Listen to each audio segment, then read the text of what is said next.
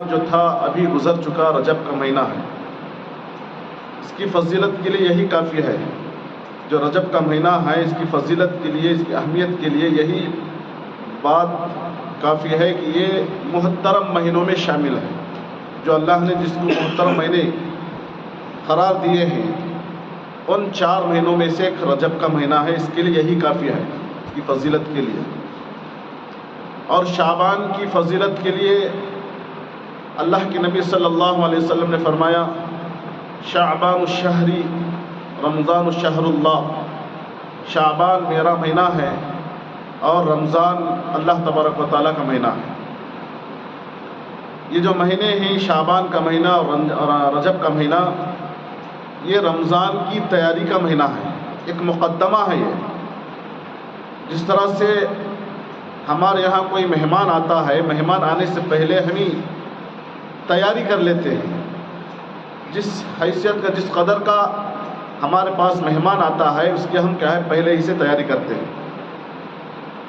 ایسا ہی ہمارے پاس ایک مہینہ آنے والا ہے، بہت ہی محترم مہینہ، برکتوں والا مہینہ، رحمتوں والا مہینہ، اللہ کی رحمتوں کا سیزن کا مہینہ، بہت ہی قرآن کا مہینہ بھی کہتے ہیں۔ اس مہینے کو قرآن کا مہینہ بھی کہتے ہیں۔ قرآن کا مہینہ وہ رمضان ہے، یہ آنے والا ہے۔ اس کی تیاری کے لیے یہ رجب کا مہینہ اور شعبان کا مہینہ ہے۔ اس لیے کہ رجب کے مہینے میں اللہ کے نبی صلی اللہ علیہ وسلم اللہ تبارک و تعالیٰ سے یوں دعا فرماتے، اللہم بارک لنا فی رجب و شعبان وبلغنا رمضان۔ اللہ ہمیں رجب اور شعبان میں برکت عطا فرما اور رمضان تک پہنچا دے۔ رمضان تک پہنچانے کا مطلب کیا ہے؟ ہمیں صحت عطا فرما، تندرستی عطا فرما، اور رمضان تک صحیح معنی میں ہمیں کہے پہنچ جائیں۔ کیوں رمضان کو پہنچنا ہے؟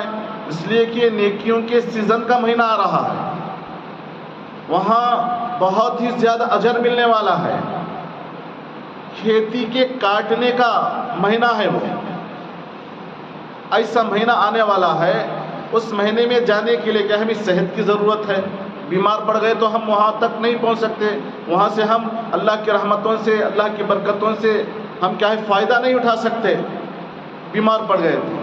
خصوصاً ہمارے یہاں کیا ہے رواج ہے، رمضان کا مہینہ آتا ہے تو بیماریاں بڑھ جاتی ہیں، گیسٹرک کا پرابلم آ جاتا ہے، کمزوری آ جاتی ہے، شوگر زیادہ بڑھ جاتا ہے۔ کیوں؟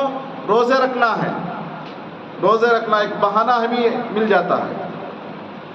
اللہ تبارک و تعالیٰ یہ چاہتا ہے کہ میرے بندے جہنم سے بچ کر جنت میں جانے والے بن جائیں، اللہ کی رحمتوں کو لوٹنے والے بن جائیں، اللہ کی رحمتوں کا خزانہ لینے والے بن جائیں۔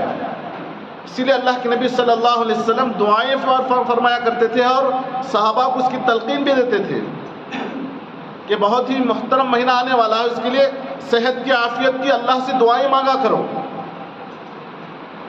یہ بھی کہا جاتا ہے کہ رجب کا جو مہینہ ہے ہواؤں کے چلنے کا مہینہ ہے۔ رجب کا مہینہ ہواؤں کے چلنے کا مہینہ ہے، اور شعبان کا مہینہ بادلوں کے آنے کا مہینہ ہے، اور رمضان کا مہینہ بارش کے برسنے کا مہینہ ہے۔ اور یہ بھی کہا جاتا ہے کہ رجب کا مہینہ بیج بونے کا مہینہ ہے، اور شعبان کا مہینہ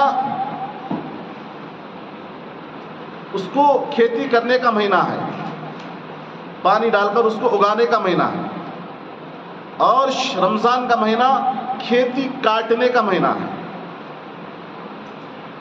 تو اللہ تبارک و تعالیٰ ہمیں یہ مہینہ دے رہا ہے۔ اب شعبان کے مہینے میں ہمیں گزر رہے ہیں، بیج ڈالنے والے ڈال دیے، نہیں ڈالنے والے نہیں ڈالے۔ رجب کے مہینے میں بیج ڈالنے کا مطلب کیا ہے؟